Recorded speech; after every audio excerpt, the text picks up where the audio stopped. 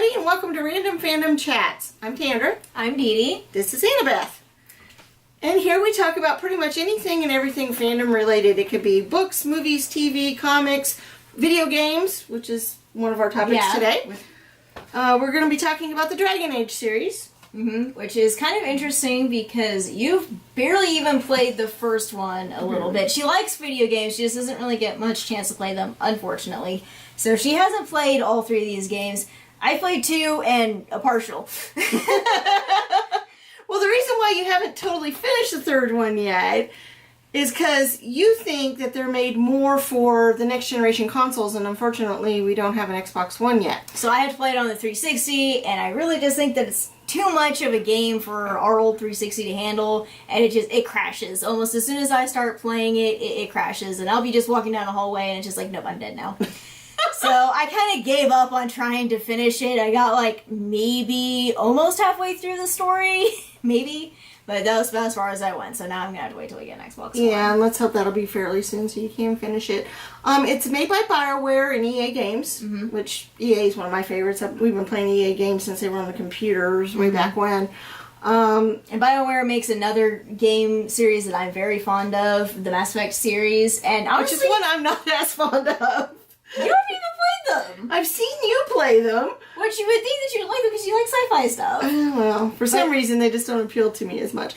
Like I said, we barely started the first one, but from what I've noticed so far, it reminds me somewhat of the Fable games and maybe the old Harry Potter games like the computer used to have.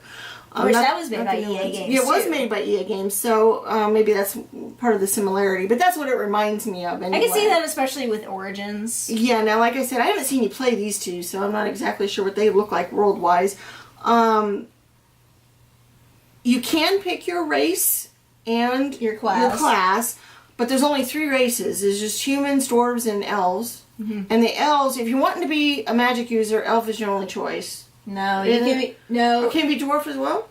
You can't be a dwarf, but you can be a human or an elf. But when you pick a mage as your class, you only have one origin story. That's the only one you can pick. Usually you can pick between a couple of different origin stories. Like if you're an elf, you can choose to be an elf in a city or a Dalish elf and things like that. But if you're a mage, you're pretty much stuck in the circle of magi. And like you were saying one of these times when we were talking about it before was how it was kind of like a jail. Yeah. And it kind of is. Because mages are feared in this universe, and they need to keep them, in check and under control. So basically, whenever a child shows potential of magic, they take them away to this tower to learn how to control their magic. But in a lot of ways, they're not really allowed to leave the tower at all. And it's kind of a bad situation. Now, one of the interesting things you'd mentioned to me before was that not so much in the first one, but a little bit, but more in the second game, your choices that you pick in your game affect the other games, and how it starts out maybe, or how your character is, or... Yes. Because, like, for example, very minor spoilers, I won't give much away, but like in Origins, you eventually have a choice where you have to decide who the ruler of the land is. Because there's some controversy with the king, and they really think that his daughter needs to take over, and they decide to leave the decision in your hands. And so you get to choose between who gets to be... I think there's even an option where you get to be king or something. I don't really remember.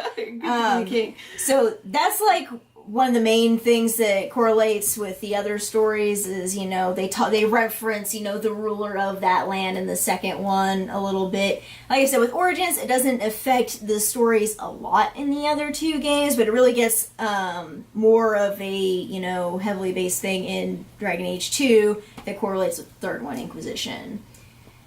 Now, they're in the same world, but each storyline is its total It's its own really separate entity, and you can really, in a lot of ways, you can probably pick up each game by itself, and as long as, you're not afraid to, look things up on the internet, or, what's the blight or whatever, you can probably pick up any of these games and have it be its own standalone. But they do mention things from the other stories, right. But you don't play the same character in each story. No, you do not. Like in the first one, your character is pretty much all customizable. You get to pick what race, class, and everything. Dragon Age 2, you can pick a little bit more of that. You can pick, whether you're more of a good character or a bad character. but you're always a human in the second one. And why they decided to do that, I'm not entirely sure. I think that was mostly just a mechanics decision because you have family members in this game. And they didn't want to have to make a bunch of other... Right, they didn't want... I think they just thought that that'd be too much of a difficulty programming-wise. Yeah, that sounds probably... Which is fine, because there's still a lot of customability in the second one. Like I said, you get to pick whether you're more of a moral character or if you're just a complete and utter douche. So that's kind of like Fable 2, in that where you can be kind of evil or good.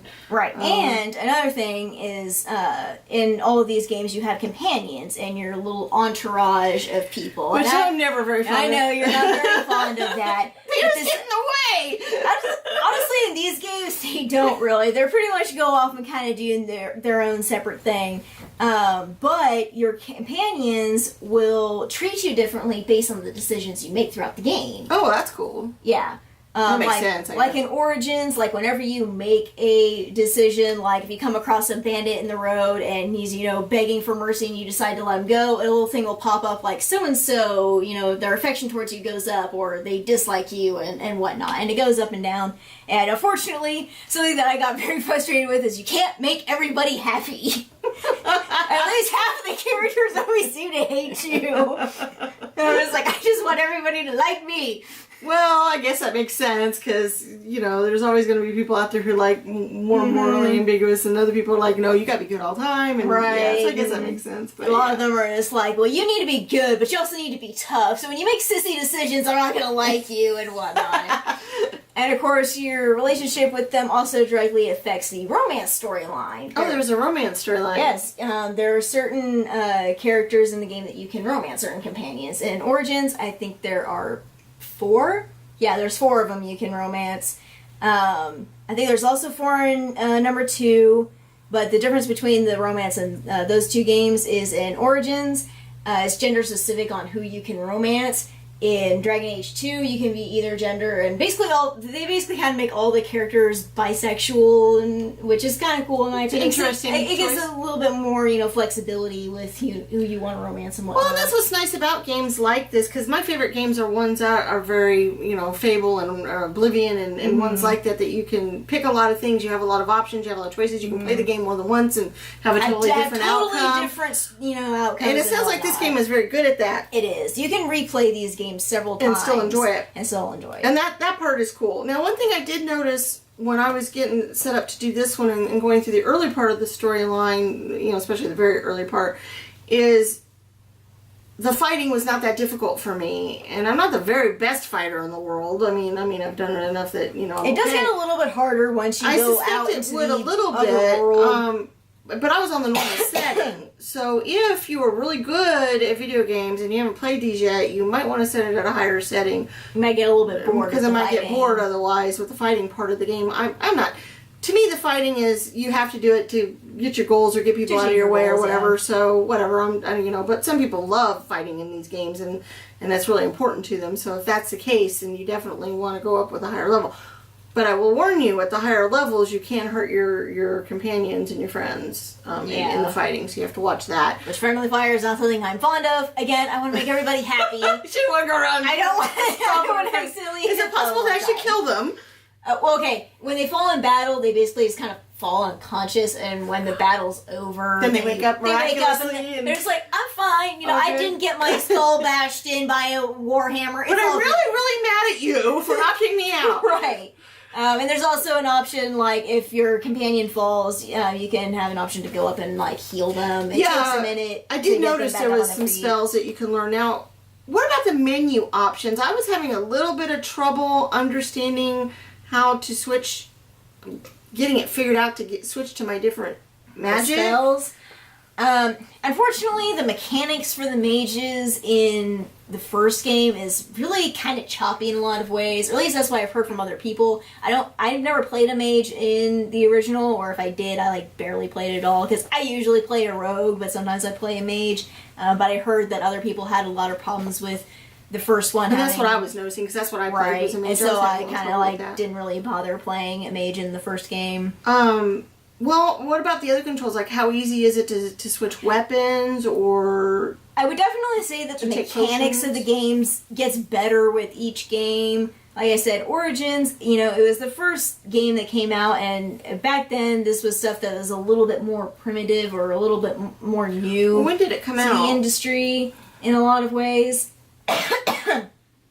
And so the mechanics definitely did get better. Let's see, it did. I would say the mechanics definitely are a little bit choppy, even for characters like rogues and warriors. Just because there's not a lot of like when you're fighting with like two blades, which is what usually I do as a rogue, you basically just hold down the action button and it's just like continuously stabbing your guy. Oh. And that's it. There's not really any like variations, unfortunately. That's kind of a problem.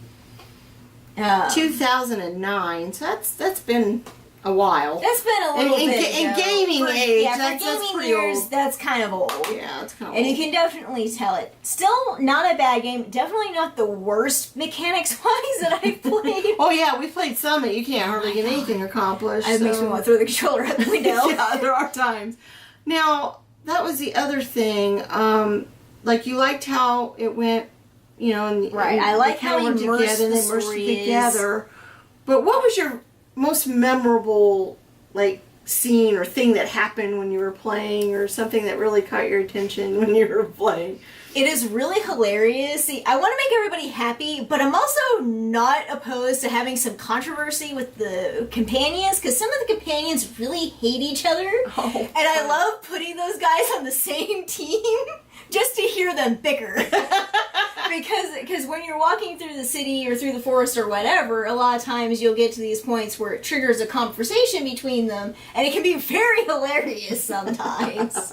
Well, that sounds fun. I'll have to try to. I'll have to have time these days when you're playing one of these and watch you play. Because when I don't get time to play, if I'm doing something else, sometimes I'll watch her play games, and so I find out if I like the game or not, and what I think of it. Like in the second game, there's one character, Isabella. She's a pirate. She's very, morally ambiguous. She's a rogue. I mean, she's still a good person deep down, but she's always making these quippy, remarks towards other people. And then you have Eveline, who is a very, righteous paladin warrior type, and it is hilarious to have them on the same team because they're constantly bickering at each other. It's fun. Alright, well, I think it's about time to pick our next topic for the next time. Mm-hmm. And we'll see what comes up this time.